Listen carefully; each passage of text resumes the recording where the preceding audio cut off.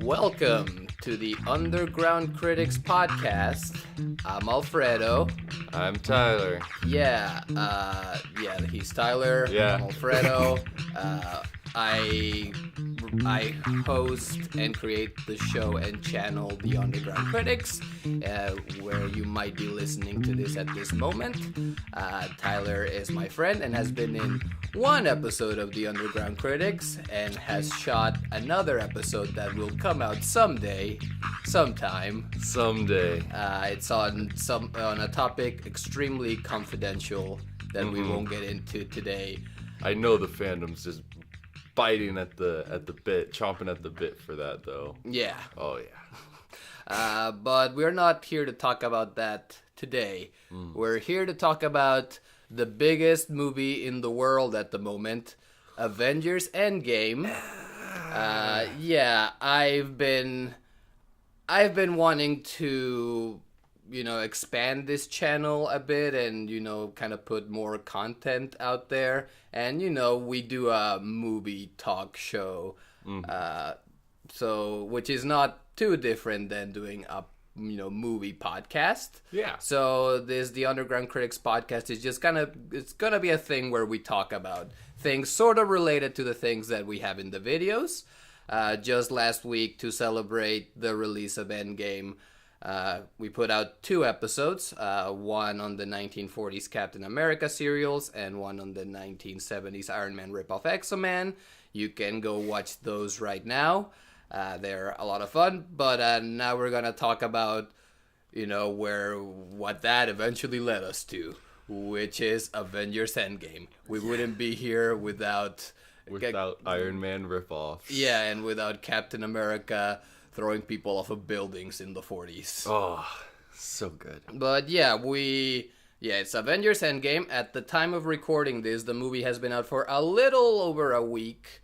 It's its second weekend, and it continues to destroy records. At the time of this recording, it is the second biggest movie ever behind Avatar. It just passed Titanic. Ooh. So now the talk is it going to beat Avatar? Yeah, are we dethroning James Cameron that way? Yeah, we took down one of his movies, and now we're moving on to this other one. And I guess I'm rooting for Endgame. I certainly liked it better than Avatar. I think this is going to really put a whole new spin on the 3 Avatar sequels that are being produced right now. Like, the marketing for that is going to really change now that Endgame's challenged them like this, I think. I guess we'll see. Well, James Cameron is someone who's been kind of outspoken about not being happy with the superhero craze. So I think that also motivates people to want to beat this man, him at his own game, at his own end game. God, that's gotta be a weird position to be in now. Just there's the biggest universe, and you're just not into it. Yeah.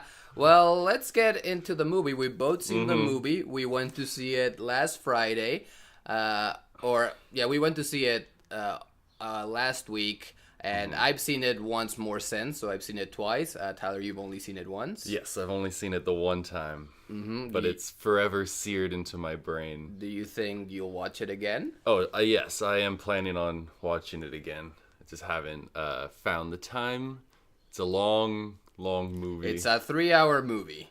But it doesn't feel like it, I think, when you're sitting there. See, here's the thing.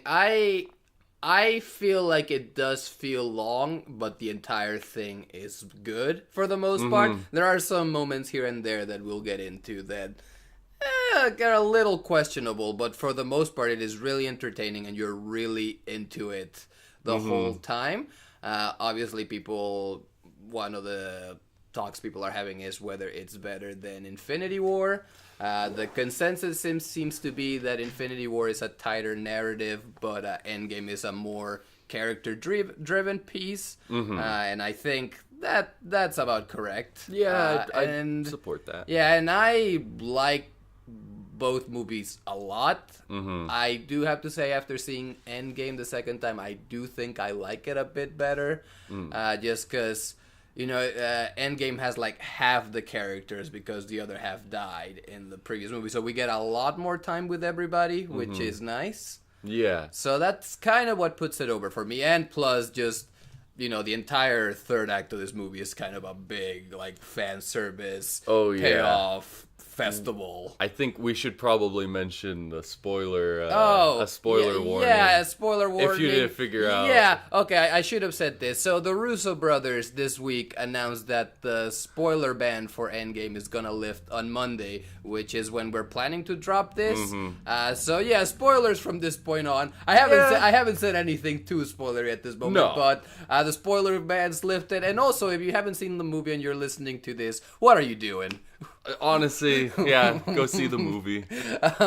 But yeah, so getting into it, I first just want to read a thing here, because we went to see this movie at an AMC theater. Yes. And I just want to really quick, just in honor of the movie, just read the names of the stars in the film as listed by the AMC app, because it obviously stars Chris Evans, Robert Downey Jr., Mark Ruffalo, Scarlett Johansson, Chris Hemsworth, and Ken Jeong. Oh. Yeah. Nice. And there's other people in the film, but mostly those. So those are the only people listed. Yeah. Great. Yeah, the original Avengers and Ken Jeong. Really, but I mean, that's... I can't believe that. Yeah, if you're an AMC A-list member, go to your app and look up Avengers Endgame, and in the movie details, the cast. And yeah, it's the original Avengers and Ken Jeong, who is in the movie for like 15 seconds. Yeah, he does a great Hawkeye. Yeah. I'll tell you that much.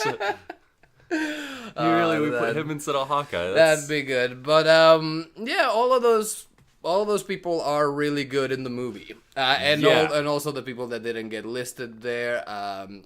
What's her name? Nebula. Karen Gillan. Yeah, she's really good. She does a great job. Nebula is in this a lot. Yeah, which is surprising. Yeah, for me, like, she's been one of my favorite characters since, I guess, the first Guardian. So I'm glad to see them like continue to fully use her, and her connection to Thanos obviously becomes very important.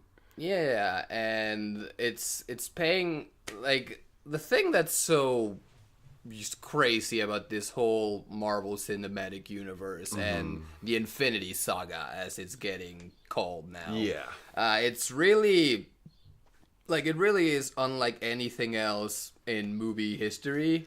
Yeah, and I essentially, the way I walked out of Endgame, the thought I had was that, okay, I think this is the best movie franchise in history.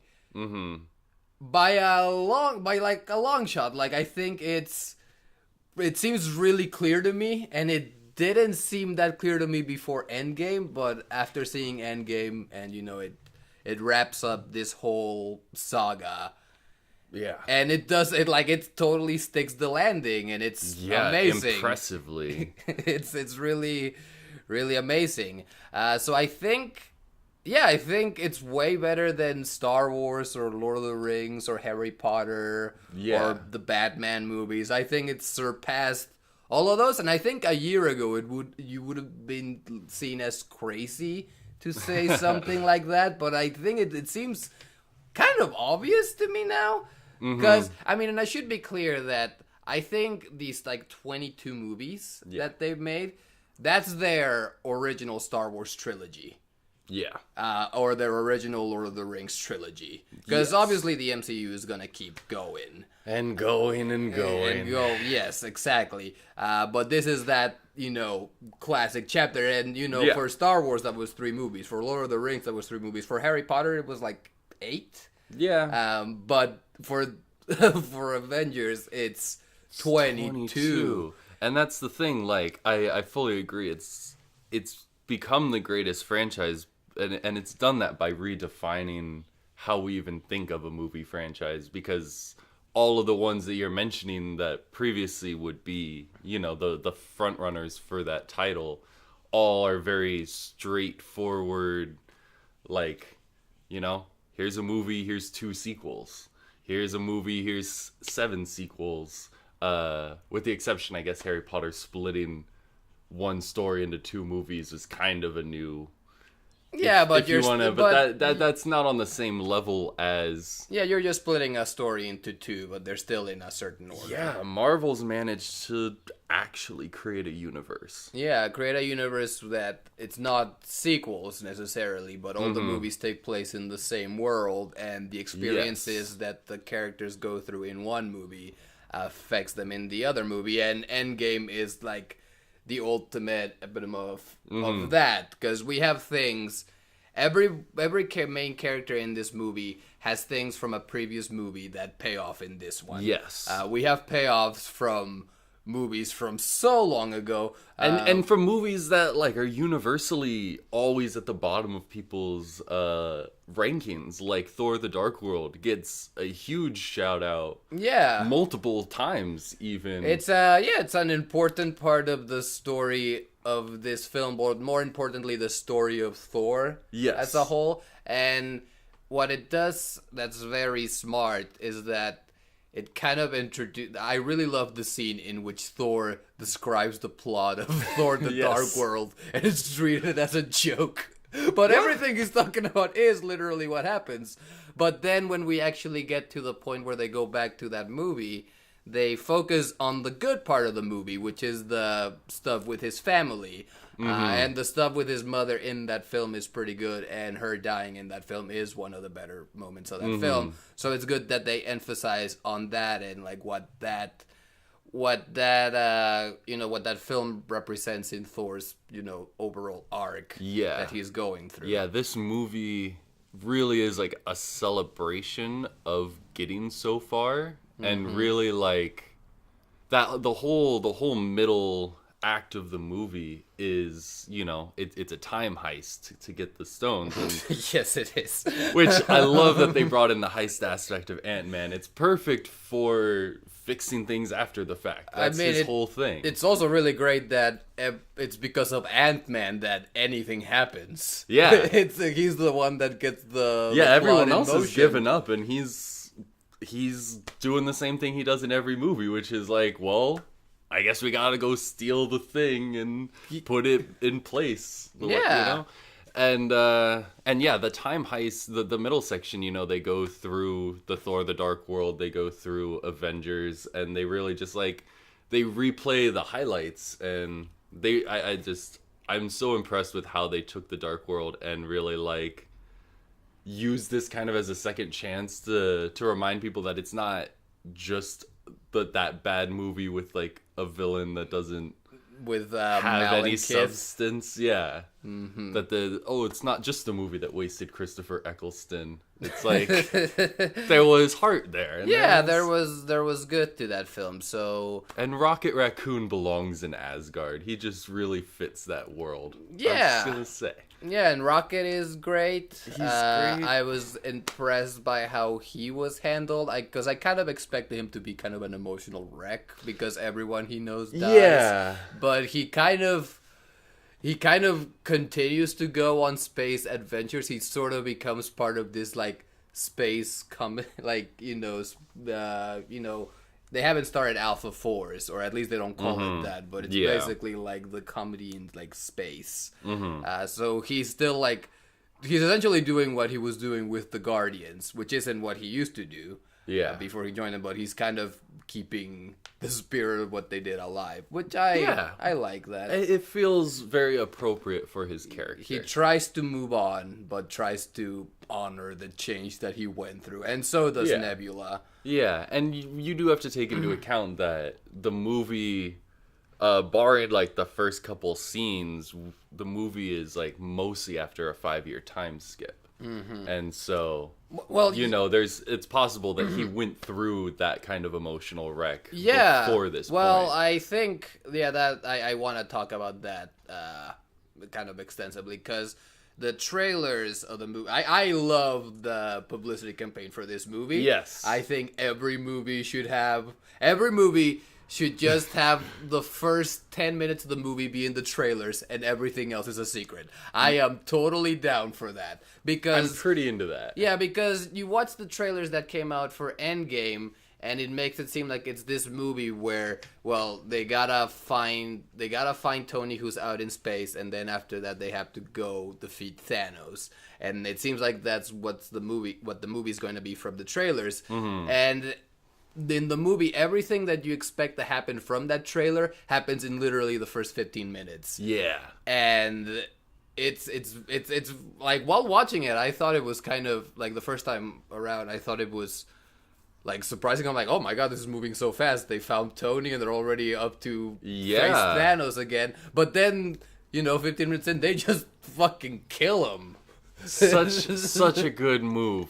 I thought of it as like the farthest reaching possibility that we could start the movie with killing him, and I was like, there's no way they would do that. And then they did it. Yeah, they did it, and like they did it in a way that like doesn't make you feel good at all. Yeah. Because he did it. He did what he had to do, and he made sure that they wouldn't be able to undo it. Exactly. Everything's doomed, and he doesn't even care if he dies. It's great on like a meta-narrative level because they built this whole character as just, he's goal-oriented and he has only one thing that he wants to accomplish. And then he does, and like that's the tight narrative writing in Infinity War. But when that movie ends, now you have this character who no longer has anything driving him. And so it makes sense to just get rid of the character. Yeah. And it gives them so many more options of where to take the story at that point. Yeah, because they defeated the bad guy, but he still did his thing, and they couldn't. They lost. Yeah, like even to some extent, Thanos doesn't care that they kill him because he already did. He won his thing. He won. Yeah, yeah, and he destroyed the stone. So there's no, as far as he's concerned, Infinity War was exactly what he wanted it to be. Yeah, and I think it's very, like, the movie really, like, it really earns what it does at the end, because the first act of the movie is quite miserable. Like, all of our characters, they experience this trauma of losing to Thanos, and they all deal with it in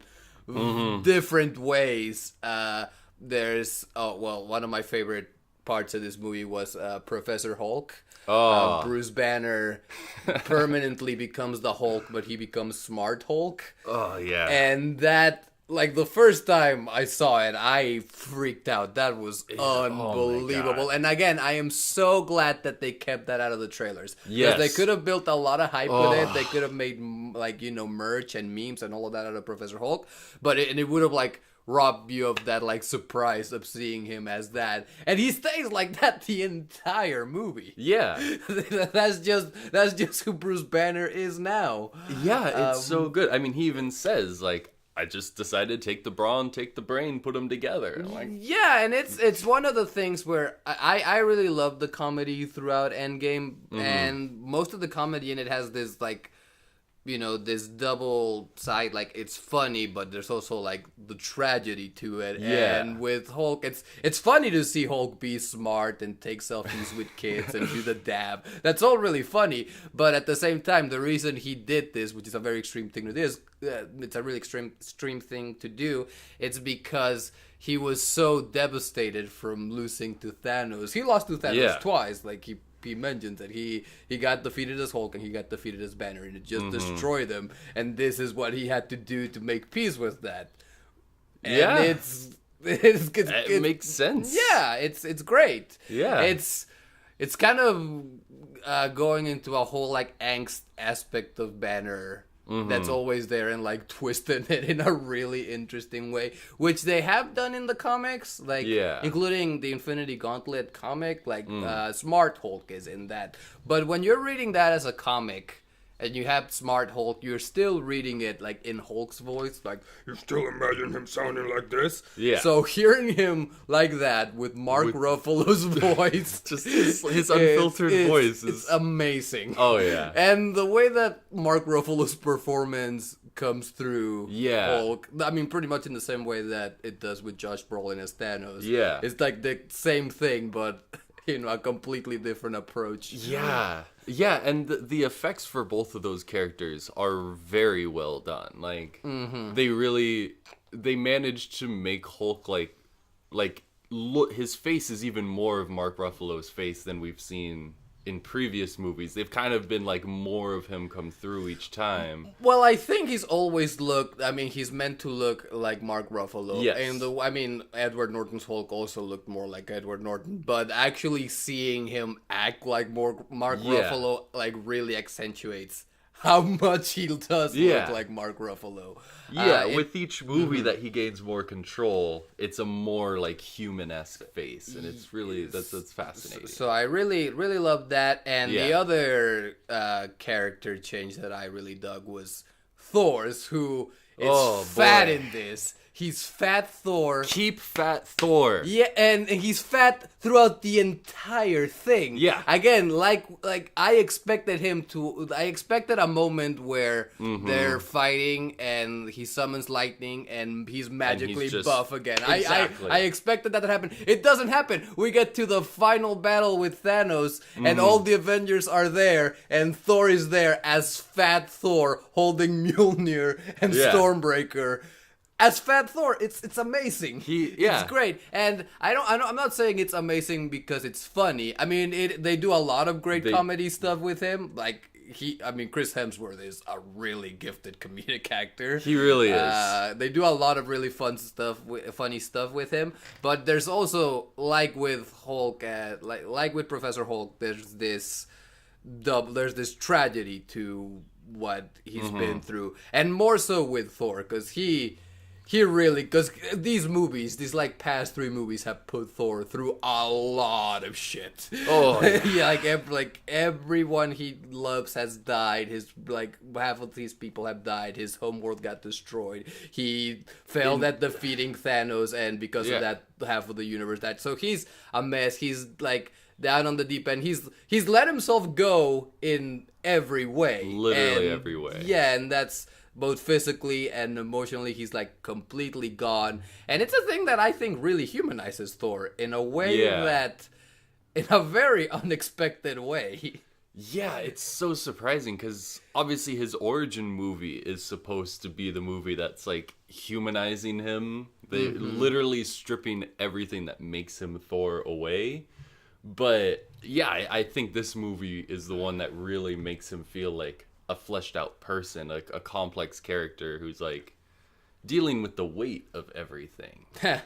Dealing with the weight. That was unintentional. And on that, I think there are some moments where they go for the fat jokes that maybe don't need to be in there. But I agree, most of the time they do a good balance of the comedy versus what is really going on. Yeah, and it's not overdone. And surprisingly, you get used to Fat Thor even in the more emotional scenes. That scene with his mother is really great. Oh yeah. And it's really great because his mother can see what a dark place he's in. Yeah. What a dark world he's in. Yeah. It's a lot. It's this movie's treatment of the core characters. Just all of them get such good resolutions. Yeah, I do want to point out a moment since we're talking about Fat Thor and Professor Hulk. The moment where they go to get Thor and he's yelling at kids at Fortnite over the internet. Oh. So they go there and they tell him that they need him, and Thor said, "Is it a cable problem?" And Hulk says, "No, it's a Thanos problem." It's a Brolin joke. Yeah. That's clever. I missed that. Yeah, no, I missed it too, and I saw somebody point it out, and yeah, that's the line. Not a cable problem, it's a Thanos problem. So they managed to put a Deadpool reference in there. Wow. Look at that. Wow, guys. Wow, yeah, no, it's a nice little Easter egg there. This is the point in the podcast where I'm going to publicly spread the idea of getting Ryan Reynolds to do commentary tracks for every MCU movie, like Mystery Science Theater style. I just really want to watch every Marvel movie with Deadpool just making fun of it. So someone like make a petition or something to do that. Yeah, they gotta. It's gonna be interesting to see how they integrate Deadpool into the MCU, which is a thing that's going to happen. I kind of want them to just have him be there and him be the only one who like remembers that he wasn't always there. Yeah, that would fit. Like, I feel like you can transport him and his like cast of characters to it sort of easily. Pretty easily. I mean, this movie introduces the idea of alternate realities, creating new universes. So I mean, it's possible to. Yeah, we'll see. Okay, so let's talk about Black Widow for a bit, because she has a large role in this. And she's never been my favorite character per se. I don't mind her, and she has good moments. The thing I've liked the most about Black Widow is really when she has a sarcastic, funny line. I think that's and she has a couple in this. Like she only studies quantum physics to make small talk with people. So I like that about her. I feel like there is an arc to her that I think this movie gives her a proper end to her arc, but it feels like it doesn't feel like this is really where we were leading with it. Well, because again, spoiler alert, Black Widow dies. They permanently. They go to get the Soul Stone, and like we learned in Infinity War, the only way to get the Soul Stone is somebody needs to die in order for it to get the stone, and it can't be undone by the Infinity Gauntlet. Gamora also stays dead. Present Gamora. Well, one Gamora. We kind of have our cake and eat it too with that. Yeah, but with Black Widow, she stays dead, and I saw a lot of people having a problem with that. I don't really, because I do feel like just within this movie, she serves, like, it's well established that she would be the kind of person to do that sacrifice. And also Hawkeye, because we also need to talk about Hawkeye. I like what they did with him having his family, and he loses it, and he just, as someone who would lose their whole family and something like this, he goes, completely out of it and becomes Ronin and goes and just kills all the bad people in the world. It's pretty awesome. We get an extremely anime scene where he talks Japanese to this mobster and then cuts his throat. It's so good, him as Ronin. I do wish we got a little bit more of it because, we get that one scene and then they show up and tell him, hey, you shouldn't do this. And then he's like, oh, don't give me hope that we can fix things. And then, I don't know, he kind of just immediately stops. And it makes sense because he only did it since he saw there as being no alternative. But at the same time, I don't know. I guess just have him do that for longer in the movie. Yeah, well, and also he does have the point where they do the test to see if the time travel works, and he's the one that volunteers because it might not work and he might die. So he's like, whatever, I'll do it. And then he sees that it does work, so it motivates him through the film. Yeah, that's true. And because I wanted to talk about him because obviously Hawkeye and Black Widow go to the Soulstone place with Red Skull. Yeah, and which is a great sequence,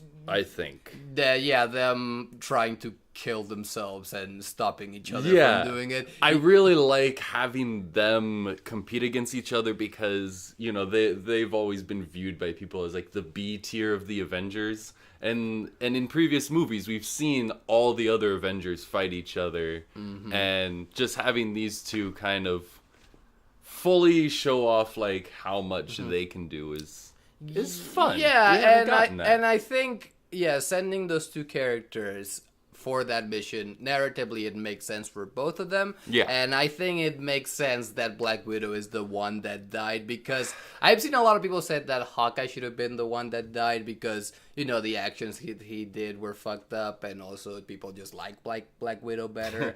But I think it would have been more heartbreaking if he died and his family came back and he was dead.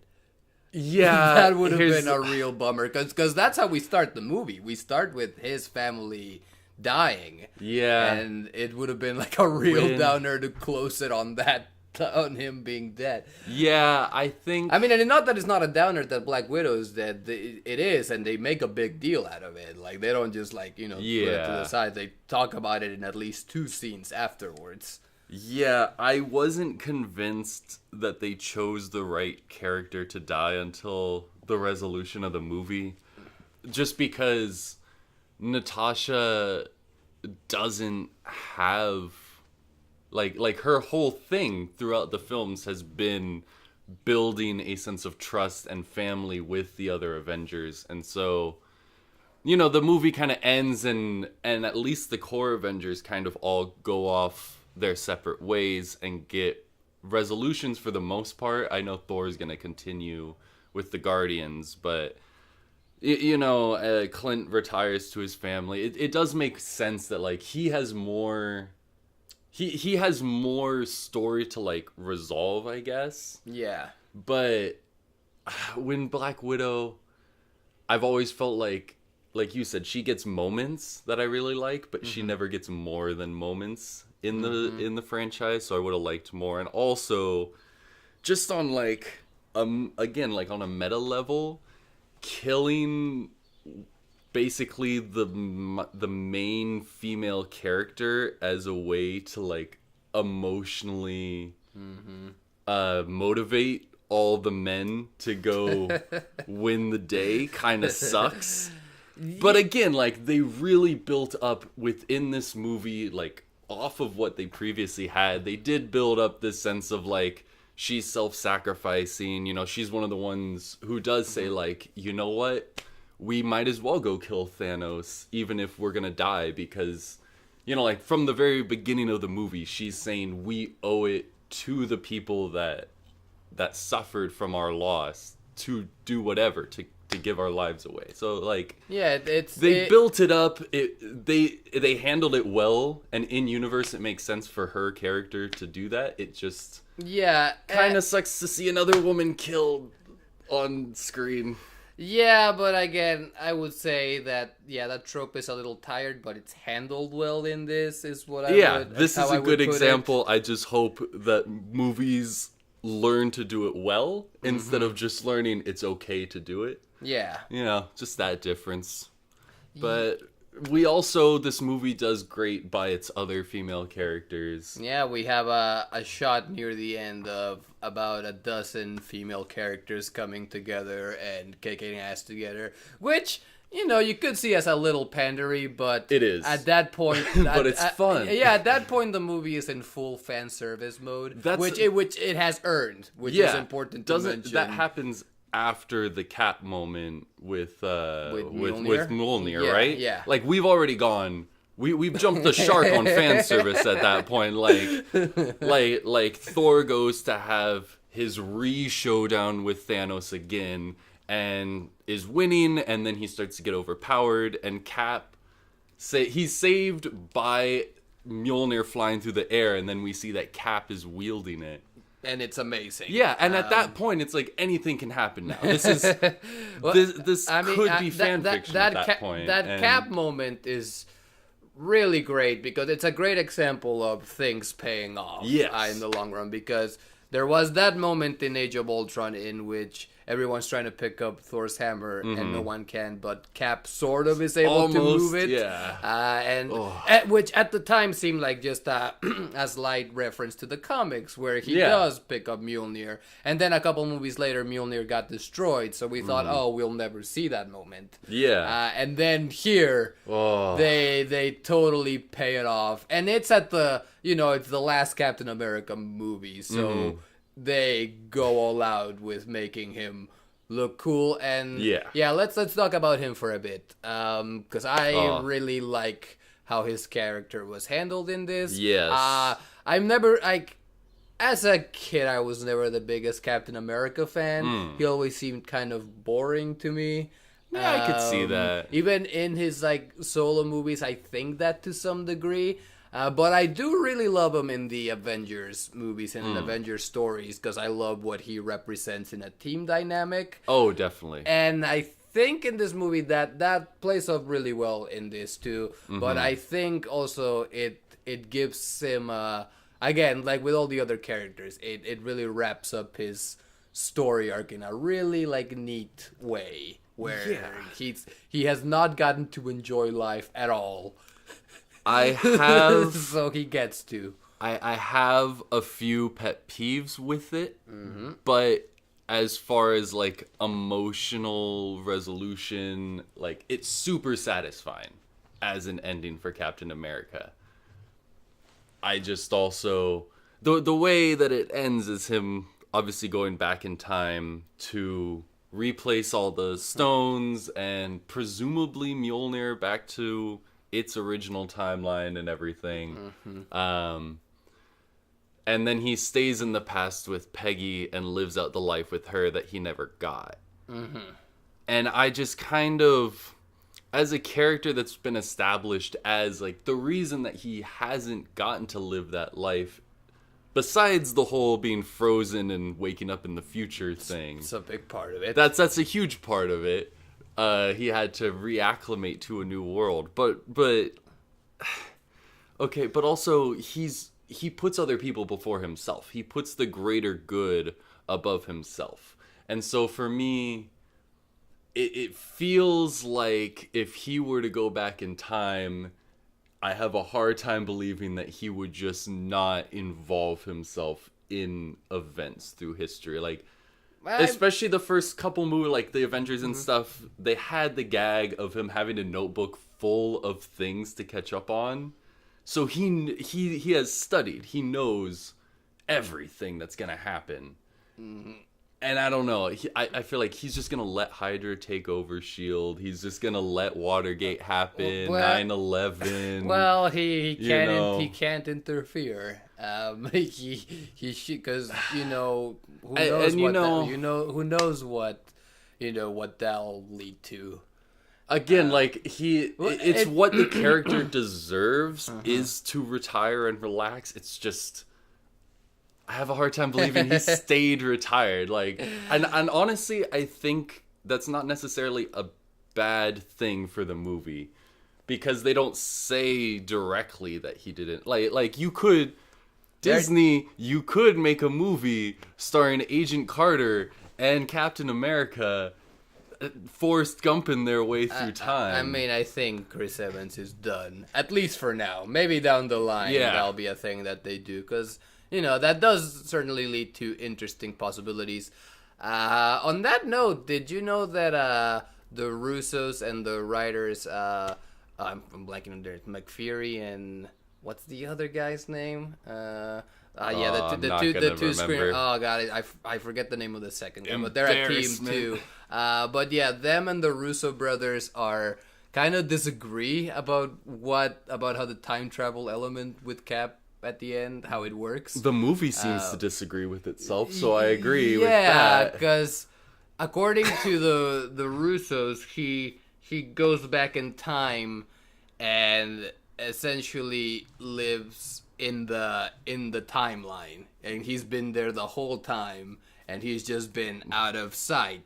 But according to the writers, he went back in time and created an alternate timeline where he lived, and he just time traveled to this point to give the shield to Mackie. Yeah, I mean, look, the way that the movie, when like Hulk talks to the Ancient One, the way that he describes it sounds like we're going to maintain a single timeline. He's promising we'll put things back how they were, and then events can play out how they're supposed to.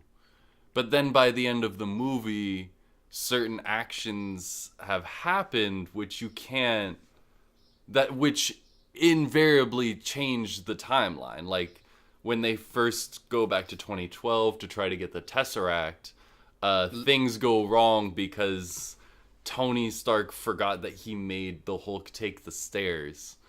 Which is such a good gag. No more stairs. Hulk stairs.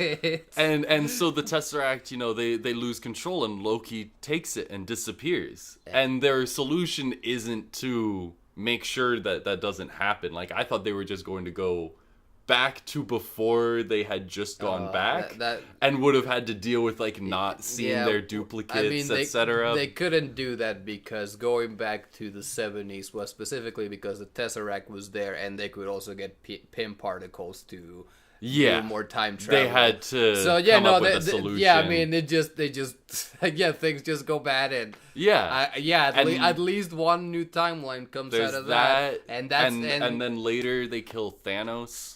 Spoiler alert, they kill him a second time. I think that one, I almost don't want to get too into the time travel aspects of this because like every time travel movie, there's so many variables that make you question whether the logic is completely airtight.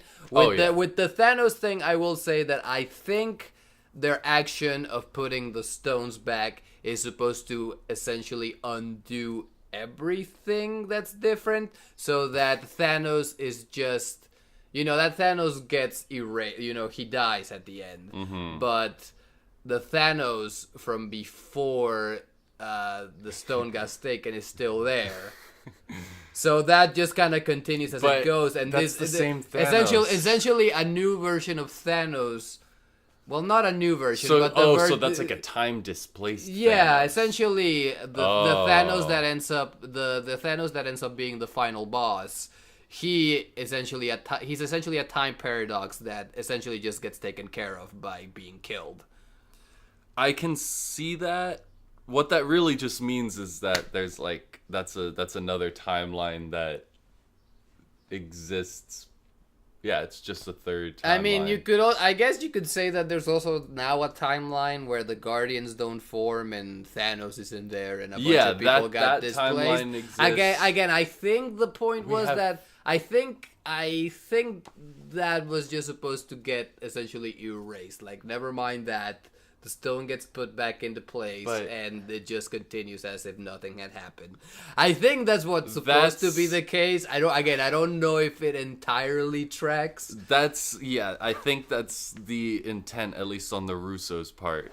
But they already introduced that timelines branch off, and so you can't just.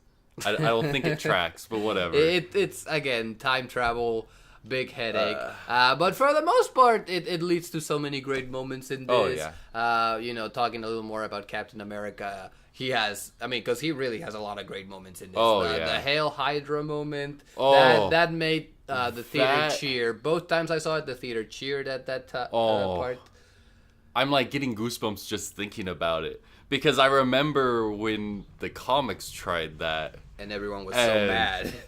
Yeah, and I mean, people were mad because he was serious about it. And in this one, everyone's cheering because he's tricking them. It's a moment that's, like so many other moments in this, is like multi-layered in the enjoyment the audience can get out of it. Because if you look at it as just a moment in a movie, it's a cool moment because Cap is using his knowledge of the future to trick these people. And if you followed the MCU, it's a cool moment because you expect a replay of the great scene from Winter Soldier, but they subvert your expectations and they instead do this totally clever thing that you didn't see coming.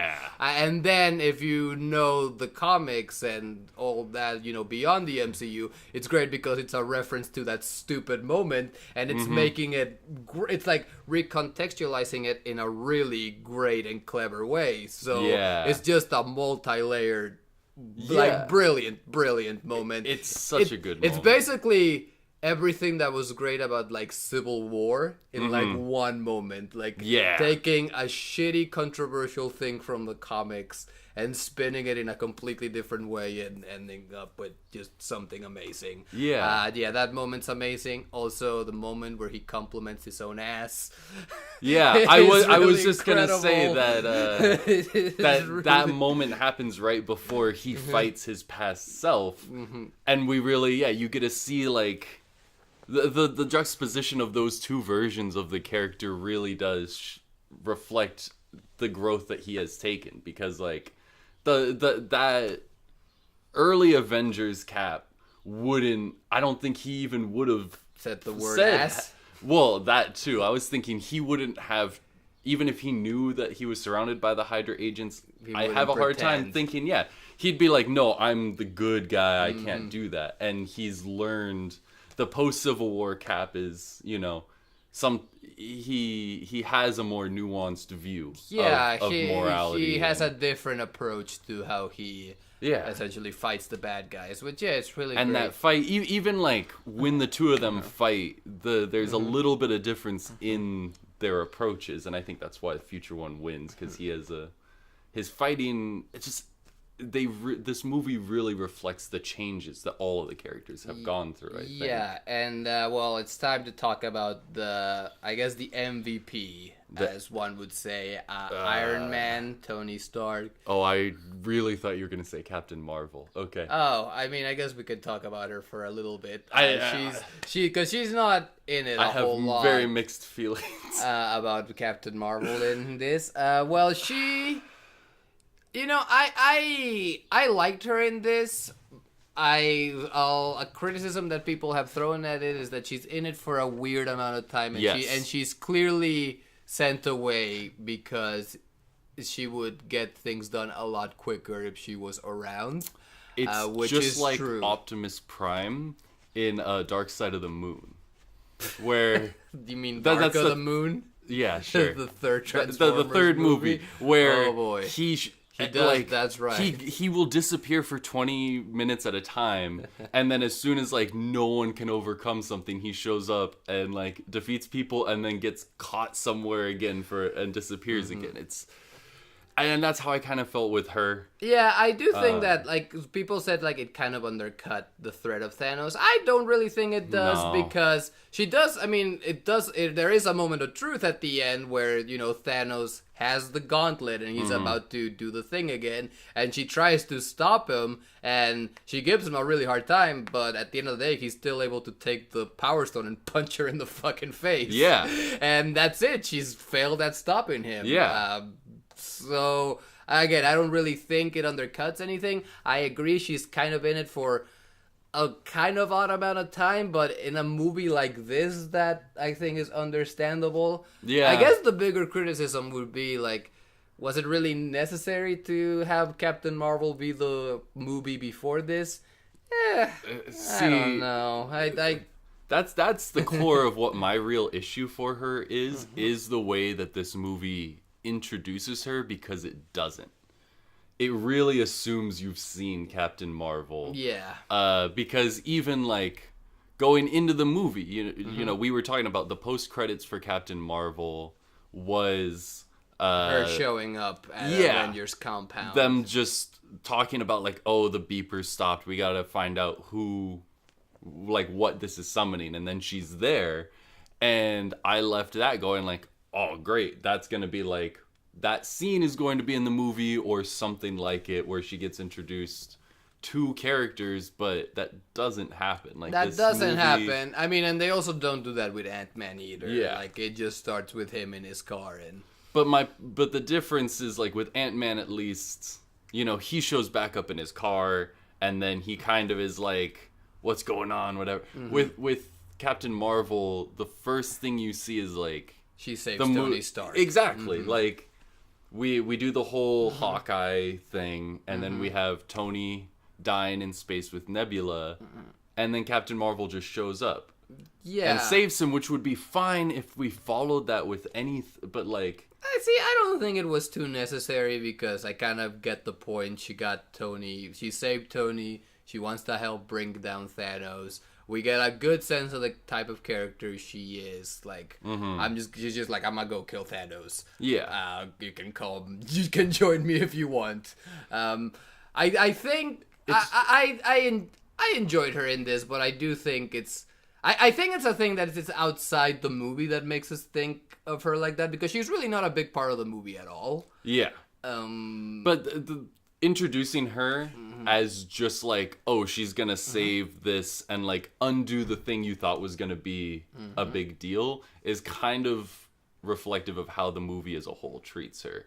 Because then she goes off into space, and like there's a couple different times where characters are like, why aren't you here helping us if you're so strong? And she's like, all of you have one planet, I'm gonna go take care of the rest of the planets. And like that super fits her character. Yeah. It really reflects who she was in her own movie and everything. It's just that, she shows up at the end and just destroys a bunch of ships, and just like every time that this movie uses her, it's basically just showing up out of nowhere, undoing the big problem that seemed unbeatable, and then she leaves again. I don't know. Yeah. I think as the movies move forward and we get into more cosmic stuff, that there's going to be threats that like fit her more. I think. Well, I think that's what she was talking about in that scene. Like, there's this whole cosmic universe out there with threats that you can't even imagine that I'm dealing with, and I'm excited to see what that's gonna look like. But anyway, let's talk about the real MVP. Too much about her. Iron Man, who is a very interesting, unexpected way of treating the character in this. Yeah. Again, super happy that they kept secret his daughter, because that was, man, that was, what a way of making his death feel tragic. Oh. Like, just like throwing that in there, like they gave him a happy life. Like, he wasn't at the low point. Is that because we see, we see all these characters deal with what Thanos has done and deal with their trauma in different ways. And Tony is the first one who, like, breaks.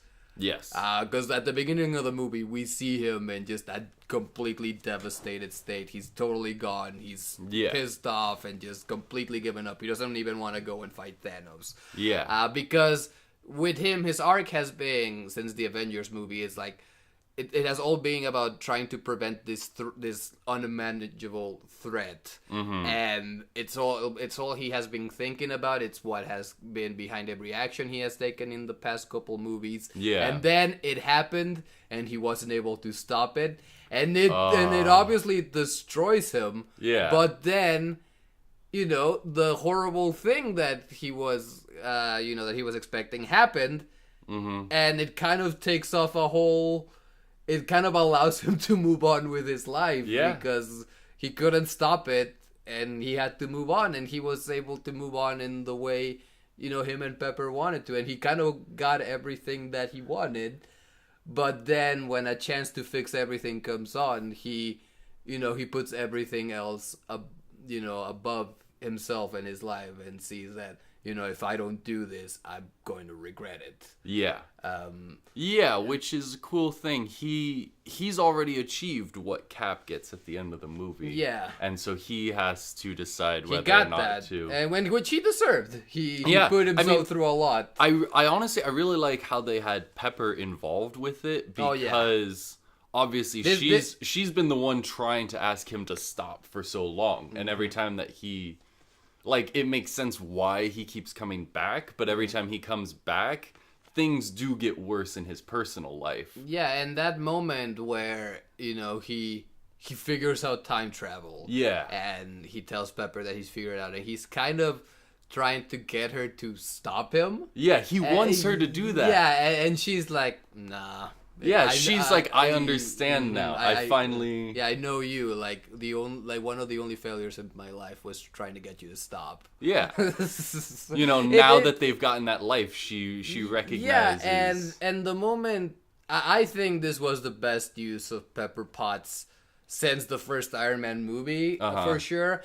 And I think having her be involved, first of all, having her be involved in the final battle at the end in her own Iron Man suit was great. really great, and it's one of those things, paying off Iron Man 3, Yeah. where we saw her as that, and then we haven't seen her as that again. So bringing it back for this was great, and I hate Iron Man 3, Yeah. specifically that part. And, like- but I thought it was great in here.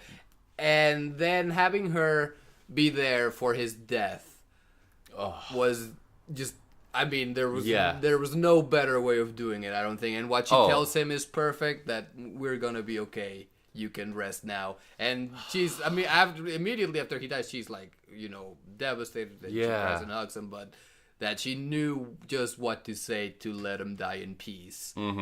Like, really makes it an A+ death scene in my opinion. Also having Peter there and having a total like Spider-Man moment where his loved one has died and he blames himself. His father figure, yeah. Yeah, it's totally consistent with Spider-Man. And it's an inverse of the scene that they had in Infinity War where, now... Yeah, and it's even sadder because this is permanent. Yeah.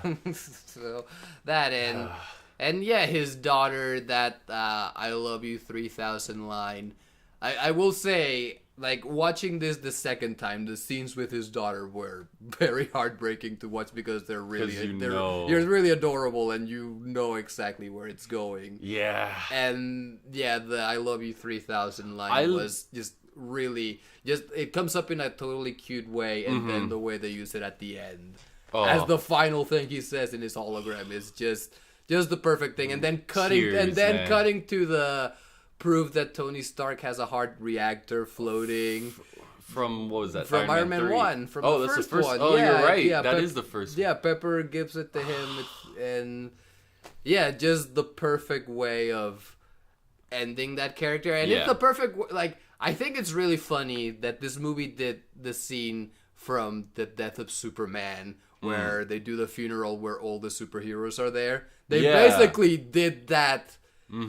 And they did it better than Batman vs. Superman did it. Because when Batman vs. Superman did it, they had an established, a universe. So you couldn't have a cool Superman funeral where everyone shows up. But here you can do just that. And it's great. It's I love that everyone's there. I love that the Guardians of the Galaxy are there with their black outfits in case of funerals. It's really...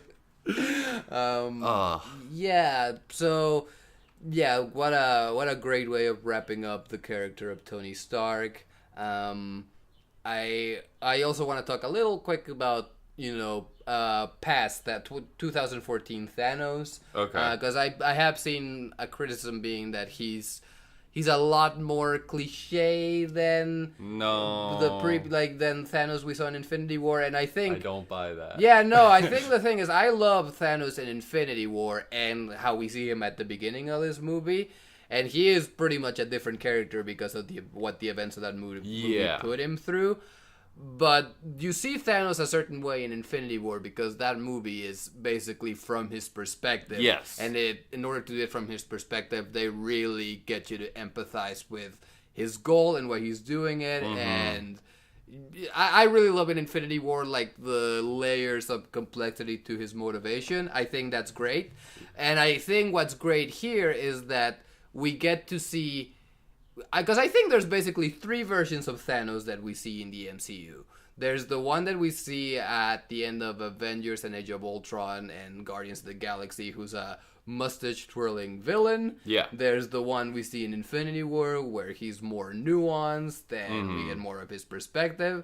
And now there's this version who's kind of a combination of both. Yeah. Because at the beginning of the movie, he's that Thanos we saw in Guardians of the Galaxy, but he gets to look into the future. Yeah. And looking into the future, seeing him accomplish his plan, and seeing him give that, like, death speech about how he's inevitable, that changes him, and it changes his goal, and it changes his character in this way where, like, oh, now it's fucking personal. Yeah. It really...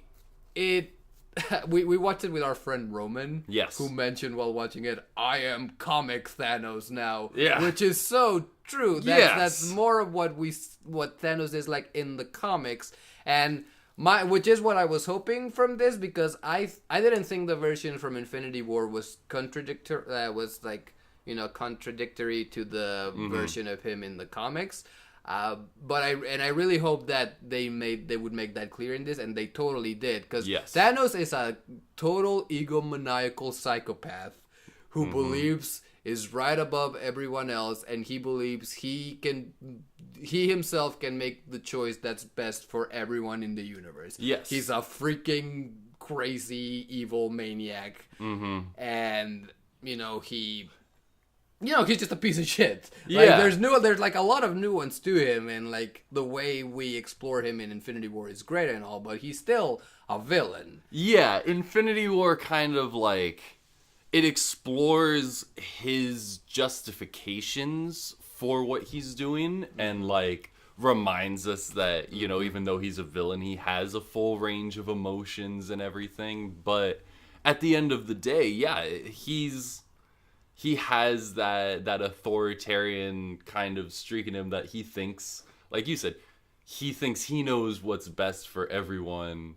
Yeah, and at the end, just seeing that his plan is undoable. Yeah. His solution to that is that, well, I'm just going to destroy the entire universe and create a new one. Yeah, I love that his reaction to, because his initial plan, which I came out of Infinity War loving the movie, but a little bit like uneasy about the fact that we were so sympathetic to someone who wants to genocide half of existence.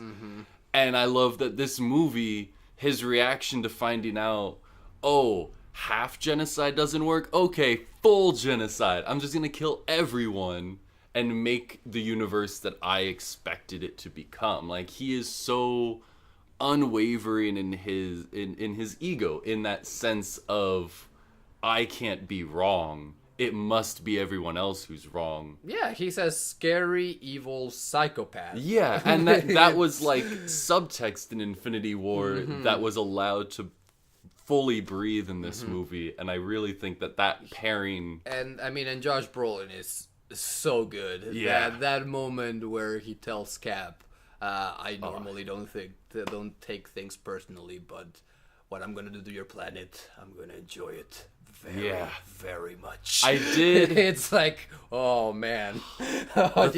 Yeah. Also, I gotta mention this because everyone joked that they wanted the Thanos copter to be in this movie, and his blade is a fucking helicopter blade. Yeah.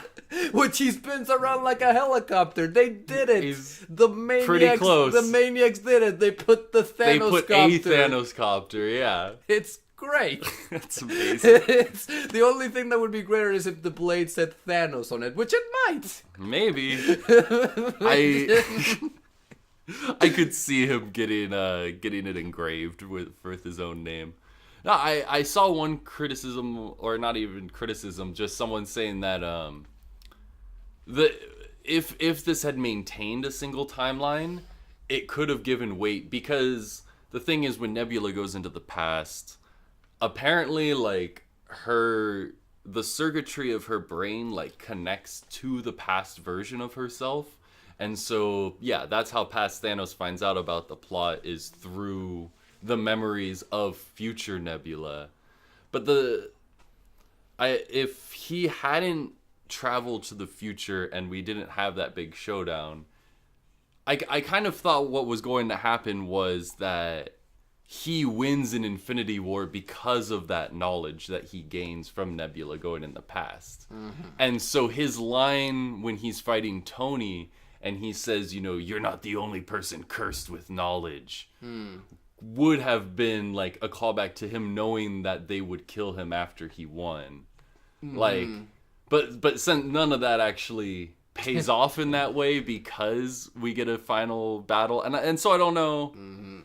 What we got was so great as a fan to see all of the. It's what you wanted at the end of Infinity War. Yeah, it's exactly that. It's what the poster of Infinity War with all the characters in it essentially promises, and you don't get it. You get the completely opposite. You get the completely different thing from that, which is what makes that movie great. And what makes this movie great is that it rises up from that downer ending to be the biggest upper it can possibly be, and it does it after almost 3 hours of a lot of misery.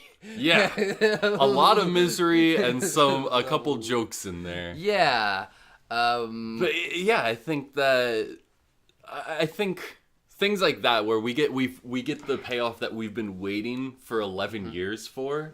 I think trumps any kind of like time logic that would make things like that. That's again how I felt with Captain America. It's nitpicky things because it's time travel that ultimately they make the choice they do because it's more fulfilling narratively and it's more fun. Yeah. We could just see Thanos in the past go like, all right, well now I'm gonna plan out every move for the next 10 years or 5 years, whatever.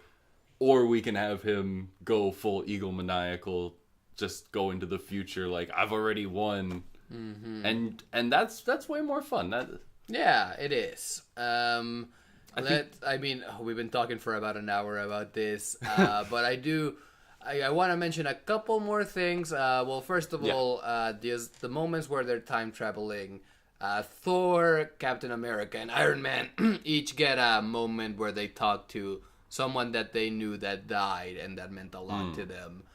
They get to talk to Iron Man talks to his father, Thor talks to his mother, and Captain America runs into Peggy Carter but doesn't do anything. He just stares at her. Yeah, which, later on.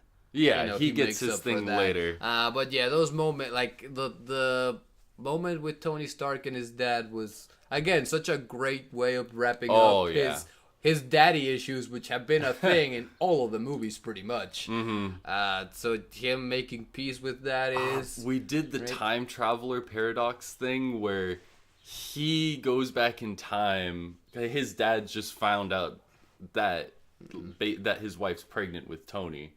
And he's so nervous about it. And like Tony gives him all the advice he wishes he got from his dad.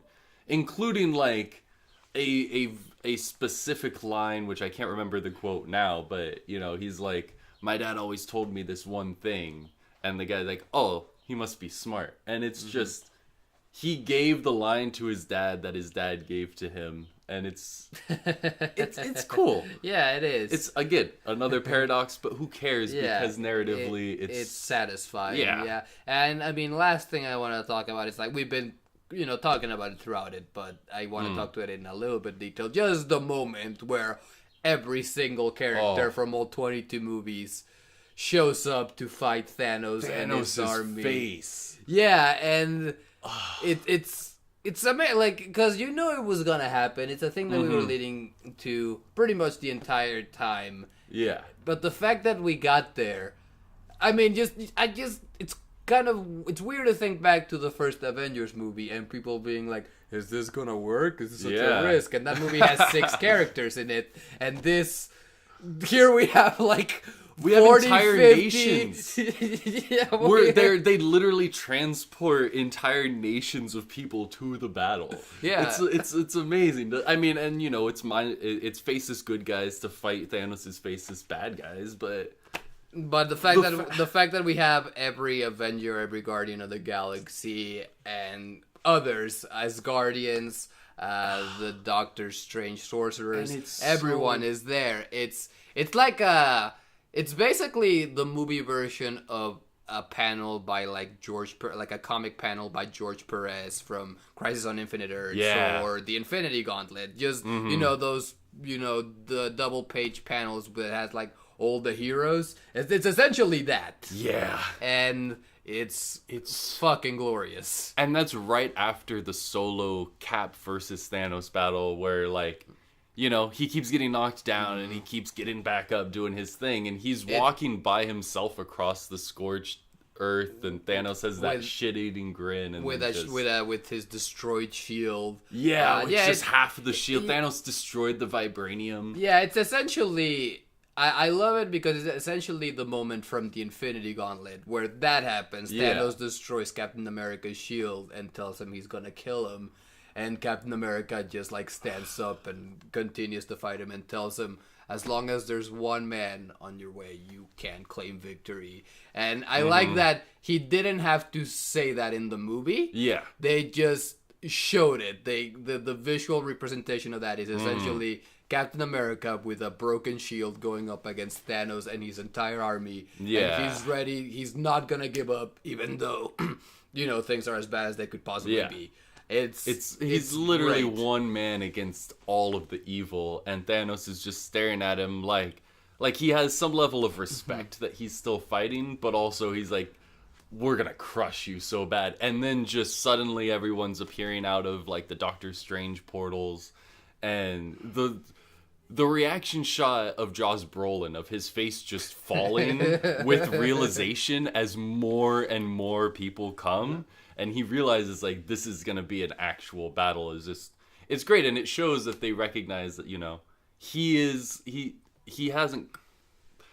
They still treat him as a villain or as a character whose reaction is important. And like, yeah, and to that point, the very end of the battle where Iron Man snaps away his entire army. Yeah. I really love the moment with that where it just dawns Thanos. on Thanos, and he yeah. sits down and just like looks sad and realizes that he's lost, and then he turns into dust. I love it because it's basically the exact same thing as the ending of Infinity War, where we have the shot where he sits down and realizes that he's won and he smiles. It's essentially the reverse of that. Yeah. And he's kind of taking it in the same way, where like, I better sit down for this. Yeah. And honestly, that's a lot like right before the battle, he just completely they shoot missiles and like destroy where the Avengers are.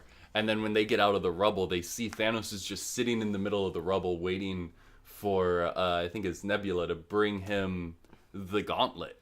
And so he's just sitting there so smug right before the battle. And then yeah, you're right. Like at the end of the battle, he sits down in like the same spot and just recognizes He that just like he's lost. sighs and dies. Yeah. And it's again, that's a moment It's touching, even though I wanted that to happen. Yeah, well, it's satisfying because, again, it's the reverse of the end of Infinity War, where it dawns on him that he's done it, he's won. Yeah. What a great thing. And here's the reverse, where like, oh no, I've lost, I'm done. Shit. It's yeah. And then his reaction is, I mean, different, but like, he expresses it the same way, like, clearly this is the same character. Yeah. It's like, Yeah.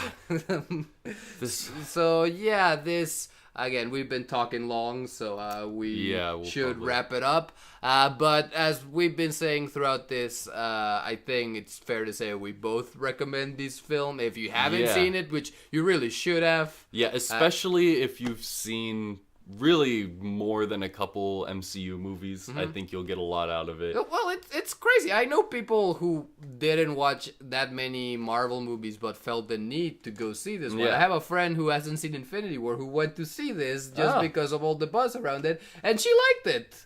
Yeah, I definitely think she didn't love it, obviously, because I do think you kind of have to watch a lot of the MCU too. The more of the MCU you watch, the more rewarding it is. Yeah. One thing I did want to say was that the Russos are masters of callbacks. And I mean, they started on Arrested Development, and people have talked a lot about that since they started. I mean, it to me it makes total sense that they started on television and that they've done such a great job with this franchise, because this franchise is essentially a TV show in theaters. Yes. And Kevin Feige is the showrunner, and we have all these different writers and directors who bring a lot to the movie that they work on. But, every movie is an episode. And every Avengers movie is like a season finale. Yeah, you can view it that way. And this is like Infinity War and Endgame are the series finale. Yeah, that's definitely a good way to view it. But yeah, I'd say you're going to get the more of the MCU that you've seen and are familiar with, the more you're going to get out of Endgame.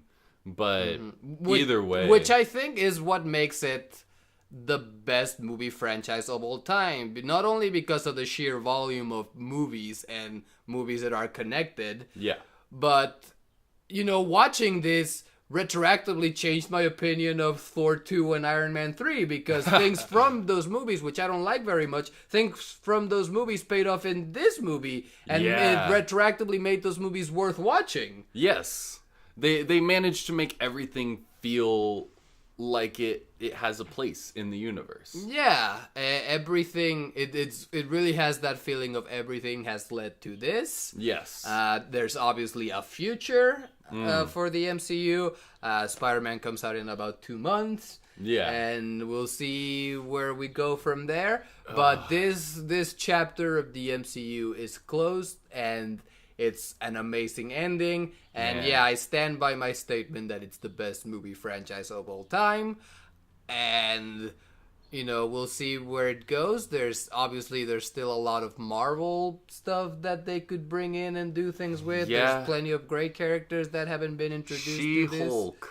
Yeah. She-Hulk. Well, I think it's very possible that we'll get She-Hulk, because the way we saw Banner in this is pretty much how She-Hulk is. So yeah, we can get her. I've been really wanting at least a show for her, because you can take the legal stuff from Daredevil, but with a little bit lighter of a tone with She-Hulk. Oh, it's just... Yeah, I'm excited for that. I think, now that Thanos has been defeated, I think the next villain that they should, lead up to and build up to should be Galactus. Yeah, that's kind of my thought. Yeah, I think he's the next existential threat that's really on a different level.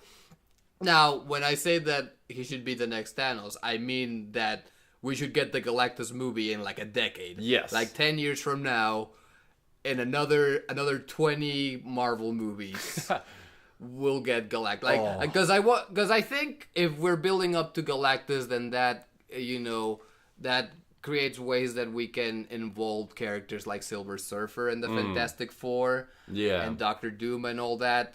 Adam Warlock. Yeah, we can introduce... because the next part of the MCU is going to be a lot more cosmic. Yes. So I think it makes sense. And yeah, Galactus is not a character that you can just introduce. No. He's too abstract. You really have to build up and slowly introduce the... Because, yeah, at this point, the Marvel Cinematic Universe isn't really a place where something like that isn't going to seem kind of jarring. We're at the point where we have, Rocket Raccoon, who I do love how in this movie he's a lot of people's point of reference for how crazy things have gotten. Oh yeah, the first time when Tony first gets brought back to Earth and they're all in the room trying to convince him, and at one point then Rocket speaks up and Tony spins around and freaks out. He's like, until this moment I thought you were a Build-A-Bear. There's someone left over there. Yeah, but so yeah, they've been holding back on the abstract, but they have slowly gotten more in there. I mean, we had Ego the Living Planet. Mm-hmm, we did. So to go to someone who eats planets is not a huge leap. Exactly. We've made steps towards it, and I hope they keep it up, because I think a story with Galactus could be super epic and could involve a whole new generation of MCU characters that we'll see introduced. Yeah. So it's exciting to think about the future, but looking this as a chapter, as a 22 movie chapter, it's really good. If they ended the universe right now, I have a hard time imagining it would be a long time before anyone managed to reach this level again. Mm-hmm. And obviously because of how long it took to release everything, but beyond that, just the behind the scenes work to get everything to mesh and gel. Kevin Feige really deserves some credit. Some credit. Some credit. That's right. Credit. He's not in charge. Yeah. I mean, he's in charge, but it took a lot. Thousands of people were involved in getting this universe. Yeah, it's really a marvel. It's but it really is, because it took so many directors, so many writers, and we do have Feige as like so many the effects vision guy. artists. So many effects. Oh yeah, just millions that. probably. Millions. All movies combined. Yeah, probably millions of artists. It's incredible. Yeah, it's quite a feat. And if it really does become the biggest box office hit of all time, it will be deserved, I think, because it really is a remarkable feat. We'll see. The next thing that I'm worried about is trying to get the Fantastic Four and X-Men into this universe. Because I know Disney wants to. Oh, yeah. Well, I think that's a topic for a different That's time. definitely another time. That's just something to think about. But just to conclude this long podcast, we both enjoy Endgame. You've seen it already, so it doesn't matter. But yeah, if you listen to this without having seen the movie, I guess. Sorry. Yeah, sorry. It's a movie I think is better watched without spoilers. Definitely. But I do kind of worry. You kind of touched on it being a good thing that the trailer focused on the beginning, and I fully agree with that. I think that having the studio encouraging people to not talk about the movie is kind of... It could set a bad precedent. I want to say that I don't like the idea that I have to pay for something before I can know anything about it. Right. But in this case, it's so good. It's so worth that, and I just hope we keep getting good things, and that we can there's a level where you don't want to spoil things for friends, but also I don't know if we need that to be like a culture. In itself. I think we just need to just enjoy stuff. Yeah, and on that note, I think it's a good thing that we recorded our feelings on this moment in history, or this moment in time, because it really is... it's really an event. I don't think... I can't remember the last time a movie had this big an impact, well, since Avatar, but, Avatar is a thing that was like... it's weird looking back on it and it being as big as it was. I think this is going to be...